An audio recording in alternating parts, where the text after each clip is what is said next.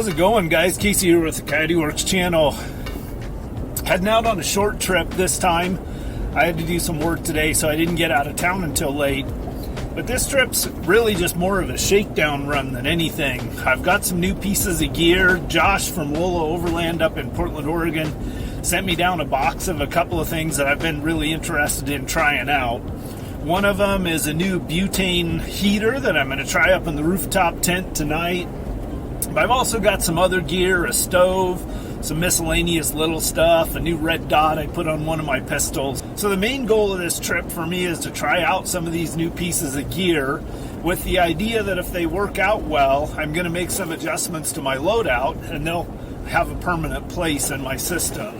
It is wintertime, and even though the weather's been kind of unusually mild for this time of year, we still do have to keep in mind the winter weather conditions, and there's always a little bit more risk associated with being out in some of these areas in the wintertime. It's been a little bit colder out here lately. My last couple of trips have been it's just been muddy and sloppy, but the temperatures finally started to drop down a bit, which is nice. So hopefully I won't be dealing with a lot of mud. I may be dealing with a little bit of snow, but it doesn't look like it's going to be too bad. Right now I'm on a fairly major gravel road. I'm heading about 10, 12 miles down it off the pavement, and then I'll turn off onto some secondary roads from here. God, this is some cool country out here. All right, here we go, breaking fresh tracks. And I see some old stumps around here. It's a little hard to tell with the snow on the ground, but I'm guessing this road that I'm on now looks like it probably definitely gets some activity, but just within a mile or so I should get back here kind of beyond the reach of where most people get to. I wanted to jump out and check out this little spot here. I saw some posts like from an old barbed wire fence sticking up out of the ground.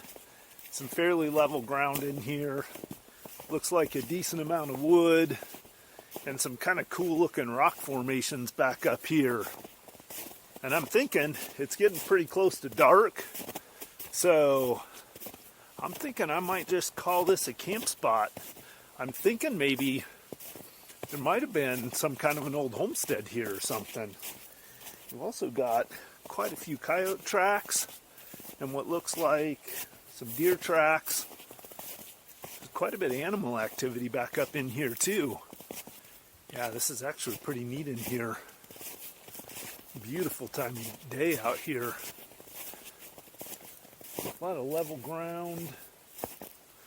I'm thinking somewhere in here is going to be our spot. Alright guys, we're here and we have probably maybe 30 minutes of light left. So the first thing I'm going to do is get a fire pit set up and get some firewood stocked away. So I'm sure at first glance this doesn't look like much of a camp spot, and it's definitely not the best I've ever had. But I saw an old tin can over there, an old metal tin, so I think there was some kind of activity here, number one. Number two, I've got this little rock ledge behind me that'll make a pretty field expedient fire reflective wall, and I've got some wood all around me. So as far as having what I need, it's a good little spot. It may not be the most picturesque, but it's going to suit my needs. So this is really what I'm most stoked about, is this little rimrock ledge right here. So I just started piling in some rocks around here, but anything like this is awesome. That saves me time on hauling rocks or any kind of major activity like that.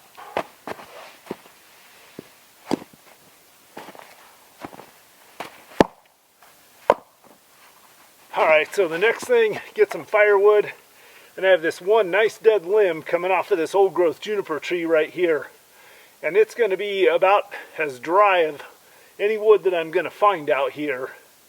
And it's all dead. You can see it's all died. So I'm going to start cutting it off of here.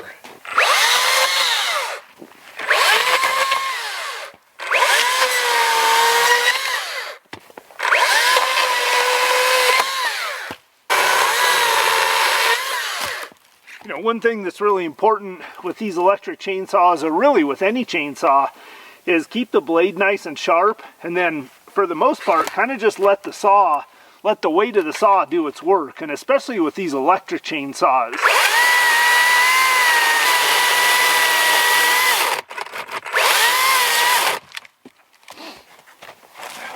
Alright guys, I'm running out of light fast.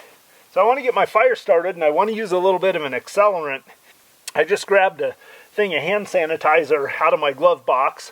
So I grabbed a handful of small twigs right here. I'm just going to squirt some hand sanitizer on it, light it, and that should get me a good little fire going. And I just put this little handful of twigs on top of a dry round that I just cut with the axe. See, the hand sanitizer is alcohol based, so it takes a flame really well. Another key to getting a fire going in the wintertime, and especially like this where there's been melting snow and off and on rain, is have enough smaller twigs available to keep it burning. As I'm increasing the size of the fuel I'm putting on the fire, I'll tend to kind of lay it in a teepee. I can see it's already struggling to go just because there's so much relative humidity in the air out here. So now that I got the fire squared away, my firewood set for the night, good fire reflective wall built, the next thing I'm going to do is set up my little camp here and drag out a couple of pieces of gear that I wanted to test on this trip. Alright, so the first piece of kit, and one of the ones I'm most excited to check out on this trip, is this Cupid heater. Now, Josh is carrying these up at Lolo Overland. But the reason I'm so excited about this is because it's about a third of the size of the Mr. Buddy heater that I've been using. Tonight, basically what I want to do is I want to see, can it take the edge off the rooftop tent enough for it to be comfortable in there for me when I'm getting dressed and getting in and out of my sleeping bag? And number two, how long do these canisters last? So, different than my Buddy heater, which runs on the 1 pound disposable propane canisters, this runs on these butane canisters. I'm going to actually just stick a canister in it, turn it on high, and leave it sitting here. And I want to check the time and see how long it takes a canister to burn down when it's on its highest heat setting. There it goes. It's lit and it's on high. So check out how compact this thing is. Feels like it puts out a decent amount of heat. Might actually be really nice. Sometimes I feel like that Mr. Buddy heater is actually too much for inside the rooftop tent. I'm going to set this right over here where I can see it sitting in my chair so I can watch it. As long as it's glowing red, I'll know it's on.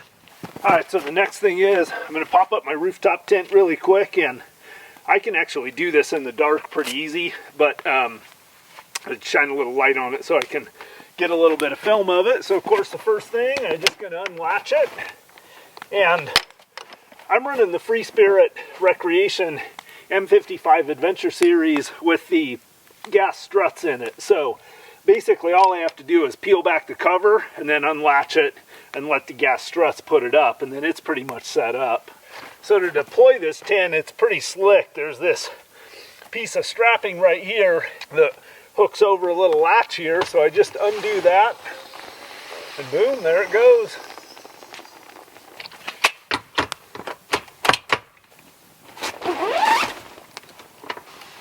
Alright, well I decided to kick back for a few minutes. I've got that heater going over there, I've got my camp all buttoned up, and dinner's going to be fairly simple tonight. I don't know what time it is, but I can't imagine that it's very late. I thought I'd take a little break, drink some water, and just kind of enjoy the crisp night out here for a few minutes. And I've got another piece of gear to try out that I'm going to show you guys, and I'm really excited about it because it's what I'm going to cook my dinner on, and I'm getting pretty hungry. Alright guys, let me show you this next piece of gear that I got from Lolo Overland. So, this is just a nice handy little stove. And it also takes these butane canisters. So what's intriguing to me about this is, what I'm hoping is, if all of these things work well, the heater, this stove, I've actually got another stove that takes these kind of fuel canisters. What I'm thinking is, maybe not for the most extreme weather, but maybe for the little bit warmer weather, I'll be able to convert to one fuel type. Because right now I'm actually carrying 3 different types of fuel. I've got canisters of this, I've got the 1 pound disposable cans of propane, and I've got those other isobutane type canisters. So tonight we are going to cook our dinner on this stove, and I think I see how it works here. Stick this guy in from the end, latch it on there. Look at that. Alright, so we're going to give this little Coyote a cube stove. Oh, it looks like it has a really nicely adjustable flame. Okay, so that's that. The butane canister goes in from the side. Really simple. Just a nice, small, compact. Feels pretty sturdy. So let's give this thing a try tonight. I'm going to go grab all the stuff that we need for dinner. Alright, so basically, I'm going to make some burritos. I've got some pork carnitas here, slow roasted some pork. You know, it's basically already cooked. I just have to heat it up, and it should be nice and soft and just pull apart. And then basically I've got some fresh salsa, some fresh guacamole, and over by the fire I've got some organic refried beans cooking. So I'm just going to make a real simple basic burrito. This is not a complicated meal, but delicious and sticks to the ribs. So basically all I'm going to do is I'll drop this pork in this pan here. And then I'm actually just going to put a few spoonfuls of salsa in it. And this fresh salsa will cook down and just give it a little bit more flavor. Probably turn it down fairly low. We'll get a lid on it. We'll just let that simmer a bit until it heats up.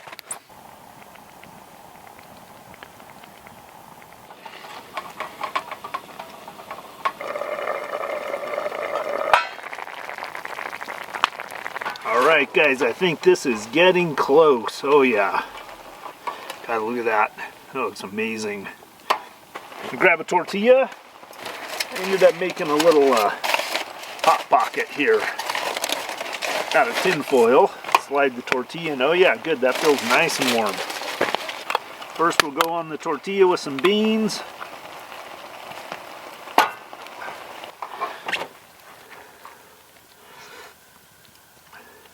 A decent helping of pork on there. I'm going to put just a little bit of fresh salsa and a little bit of guacamole. That is going to be a burrito. Look at that thing. Ah, perfect. I might have just almost stuffed it a little bit too full, but we'll make it work. Alright. Got a little aloe drink chilling here. Wow, that burrito's pretty amazing. Burritos are always a good meal to make out here. You can pretty much fill them with whatever you want. They're always filling. If you do them kind of more traditional, a combination of beans and meat, fresh vegetables, sometimes you can throw some green peppers, onions, mushrooms, things like that in them. But you can actually make them a really complete meal. And for the wintertime like this, it's nice to have something hot and a little bit spicy. Alright, well that dinner was delicious, and I've just been running this stove here for a while, melting some snow. Mainly thinking about doing my dishes, but also kind of getting a feel for how well it burns, and I think it's going to work pretty good. I'm surprised. Right now it's probably right around freezing out here, around 30 degrees or so.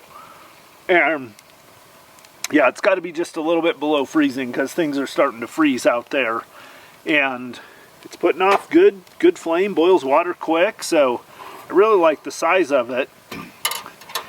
So I'll cook again for breakfast with this stove, but so far it seems like it might actually have a shot at making it in my kit. As far as this heater goes, let's see how long it's been burning. So it's on high, still putting off good heat, and it is at 1 hour and 53 minutes, but it probably took me a couple of minutes to go get my phone and start the stopwatch. So it's basically been burning for 2 hours and it's still going strong. A little bit of warm water so I can clean up my hands.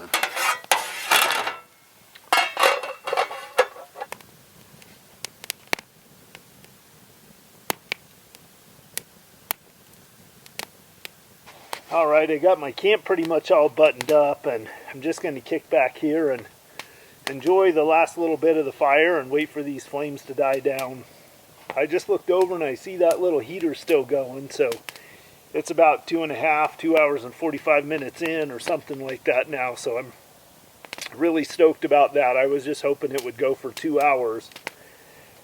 So it's exceeded my expectations, and that should be just about perfect. I really think that Cupid heater's going to end up being a perfect heater for up inside the rooftop tent.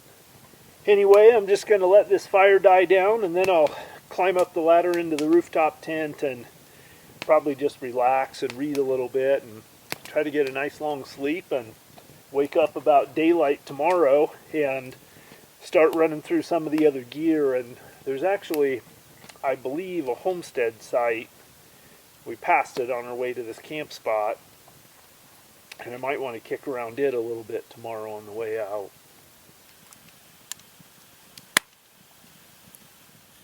Alright, so I've been chilling up in the rooftop tent a little bit and using this little heater in here, and it doesn't put anything like the kind of heat output out that the Mr. Buddy heater does. However, having said that, it's probably, I mean, it's definitely warming it up here in the tent, and it's more than comfortable in here with it. Yeah, I have to tell you guys, it is actually quite comfortable in here with that little heater. I've got it down as low as I can go with it, and man, I'm clearly comfortable in here in a t-shirt. I'm gonna grab a couple winks and I'll see you guys in the morning for coffee. But for tonight, Coyote Works out. Morning, guys. It's about 5:30 in the morning, and it ended up getting pretty cold last night. Probably around 15, maybe even 10 degrees this morning. I know it's down below 20 because I'm in a 20 degree rated sleeping bag, and it usually always keeps me nice and toasty. All the way down below 20, down to about 15 degrees, and I woke up cold this morning.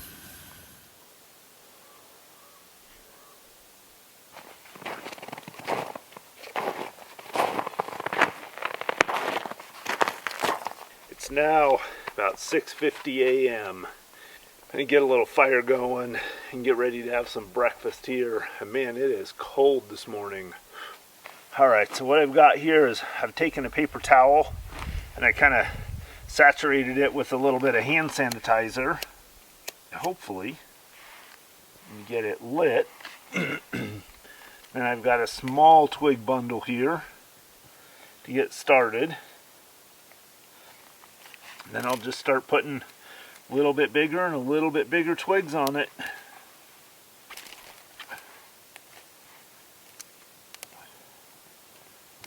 And all this wood has got frost on it, so I need to make sure I've got enough smaller stuff on there creating enough heat to kind of dry this stuff out as it starts to burn. God, it's just a beautiful morning out here.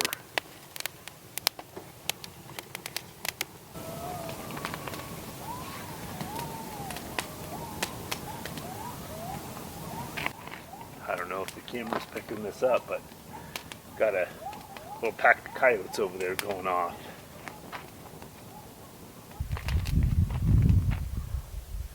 There's just a little bit of a breeze this morning. It's not much, but it's just enough to add a little extra chill to the air. Makes this fire feel really good.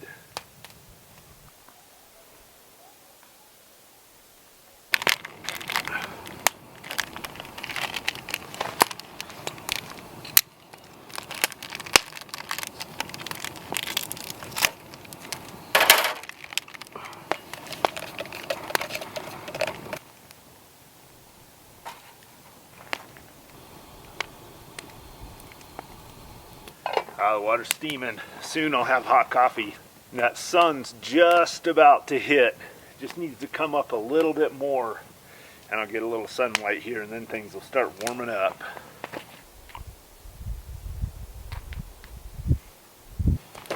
Alright, well, the little stove's working pretty good. My water's a-boiling.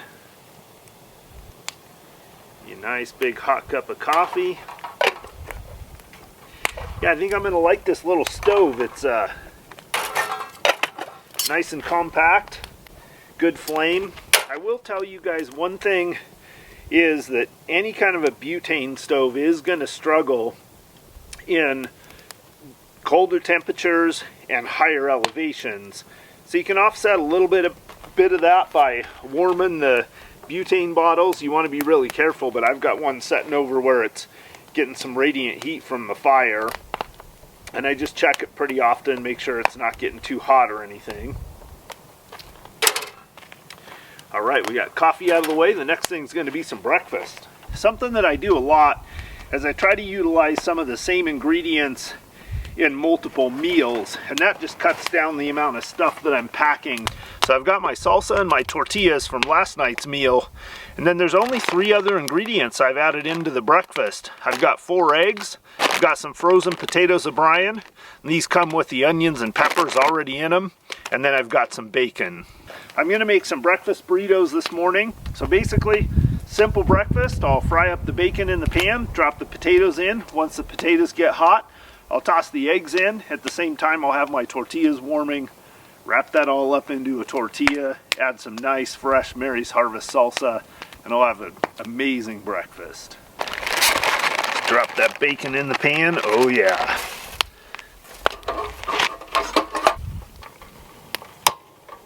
Lights, first time. Let's get that bacon frying up. Bacon, the most critical ingredient to any breakfast. A little coffee.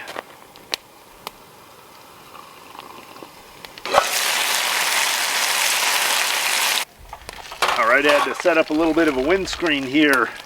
Getting kind of a morning breeze rolling in. But I think my bacon is done.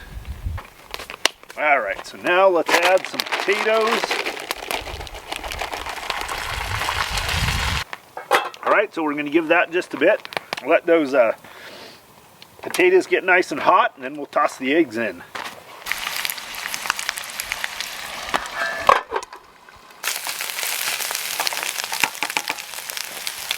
Alright guys, this is done. So, I'm going to grab me a tortilla out of my hot pocket of tortillas right here. Oh yeah, nice and toasty. Hit a little helping of eggs and bacon right on there. A little bit of fresh salsa.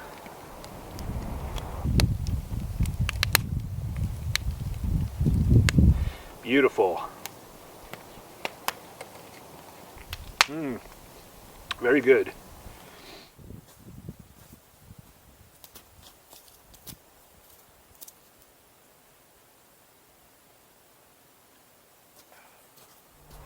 Alright, well this wind is really kicking up, so I'm breaking camp. I'm just going to go do some exploring.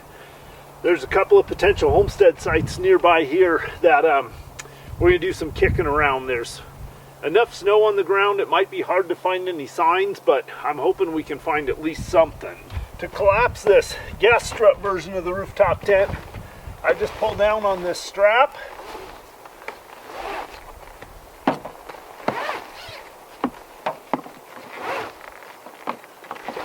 Till I feel this latch come through, and then I'll just pop it in place. Now I just have to flip the cover back up on it.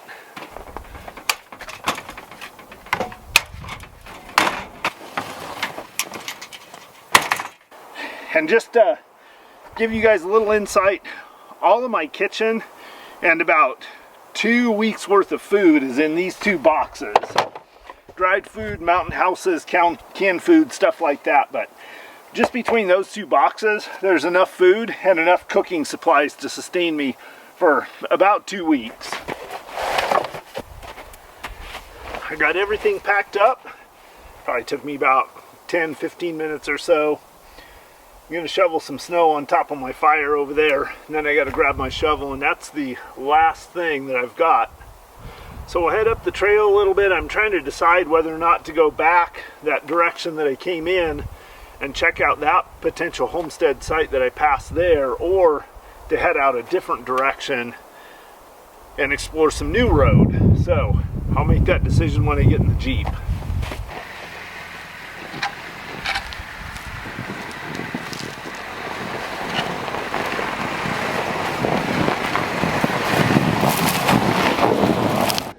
We are on the trail.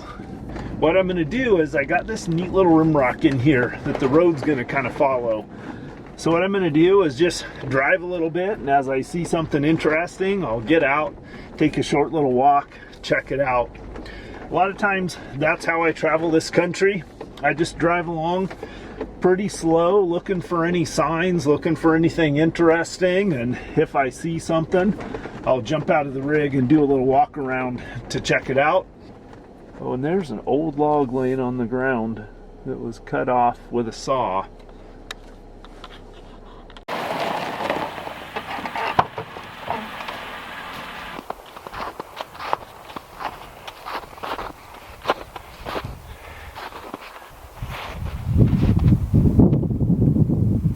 I just wanted to show you guys this. So all these tracks in here, these are all elk tracks. So I was driving along and I saw this whole hillside marked up with tracks up here. And the reason why this is because this is the downwind side of this little ridge here behind us. So this is nice and sheltered, this little side of the ridge in here. So this is where the elk are moving back and forth and seeking shelter when the winds and the storms are coming. Now, a lot of people don't think of this desert country as being elk country, but the truth is, back before the major grazing, late 1800s, early 1900s, there used to be a lot of elk out here, and we're in some kind of old growth timber, juniper timber here, but we're right on the edge of what used to be big grasslands. But those big grasslands are where the homesteaders settled and where the ranchers grazed cattle and sheep. And so the pressure out on those lowlands actually pushed the elk up into the mountains. But now that there's getting to be less ranching and less grazing out here, the elk, more and more elk are slowly starting to move back into the plateaus, the grasslands, and this kind of high desert country like this. It's pretty cool and pretty interesting to see, but there's been probably a dozen or more elk back and forth in here, just kind of hanging out, taking shelter from these winds and storms that are coming through in here.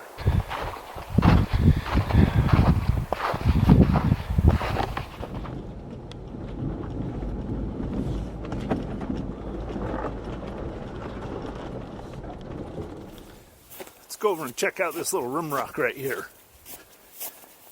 See if we find any. Oh, there's rabbit tracks. A classic triangle rabbit track pattern.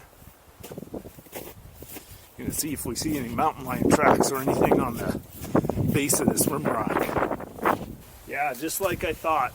It's always nice to check the base of these rim rocks when you come across them, because a lot of small animals live in the little cracks in here.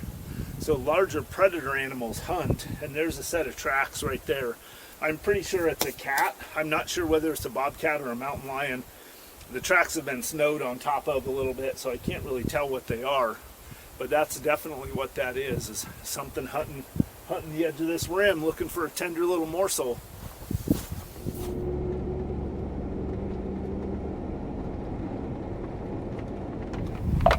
All right, guys, this looks like a decently likely spot for there to be a homestead. So I'm going to do some hiking around here, and I'm going to throw on my pistol belt, because one of the new pieces of gear that I have is I put a RMR on my Glock 34. So I just want to carry it around a little bit and get used to it. Carrying it in the Safariland holster.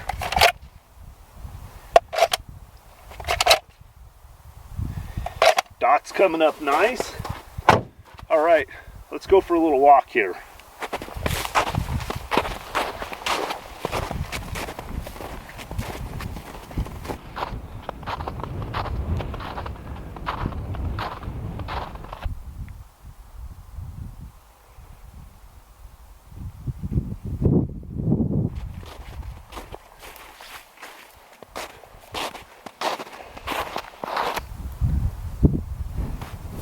All right, well, I'm not finding anything out here, but this should have been a really good spot. There's two roads that come together here, A nice little rise over a wide open area of some lowland that would have made good farm ground, good land for growing winter wheat on. So there should be a homestead in here somewhere. I'm not too far from the Imperial Valley where there was a community and a school. So, but with this snow on the ground, I'm not seeing anything. All right, I guess it's back on the trail and see what we can find in the next area. It's getting windy out there. I don't know how much of what I'm filming is going to come together with all that wind noise. So when you head through this intersection, take a left, and I'm actually going to be on a little bit different track back, so I'm making a little bit of a loop. I literally think I must be the only person crazy enough to come out here in the wintertime. And I've been driving for, I don't know, 2 hours this morning, several different roads, and I haven't seen a single other track out here. So, but pretty cool country, a lot of little rim rocks and draws and big open areas in between. I'm really enjoying just kind of driving around out here. The wind's blowing so hard outside that I can't hardly film anything. All right, guys, look at all of these piles of rocks here.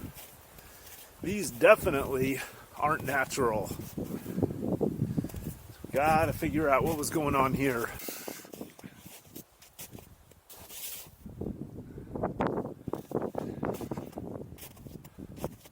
Oh, guys, I don't know if you can see this. Back up underneath that tree, there's a post in the ground. Right here, there's a depression with some glass and some cans in it and some boards. Oh, and look at that right there. I think that's some masonry. Dude, this is it. This is it. Alright, here's some more rock piles. I'll step behind this tree. The board down there. Yeah, there was a homestead site here for sure. I'm pretty stoked about this. This is a new one I've never found before, so I put a mark on the map, and basically this whole area out here, about 25 miles, I'm trying to find every homestead I can, grid them all out, put pins on the map so I can kind of get a better feel for the traffic patterns and what was going on out here. All right, that was pretty cool, man, finding another homestead site on this road. So I found 2 others on this same road, which is indicative of why it was such a well-traveled roadway back in the day. Having said that, it's pretty neat that not too many people have, I don't think many people have found these homestead sites out here. They don't look like they've been picked over at all. And with that, it was time for me to start heading towards home. As I started working my way back towards civilization, it was with the satisfaction of having had another great trip out into the Oregon high desert. I was glad I got the chance to test out a few new pieces of gear and was looking forward to incorporating them into future trips. I was extremely stoked to have found that last homestead site. For a couple of years, I've been trying to find every homestead site I could out in that area, and finding another one was just another piece in putting together the puzzle of what those people's lives were like who for a brief window in time tried to make a living out in that harsh country. As always, I sincerely appreciate those of you who joined me for the adventure. Thank you for your support, and I look forward to your comments. And until the next one, Coyote Works, out.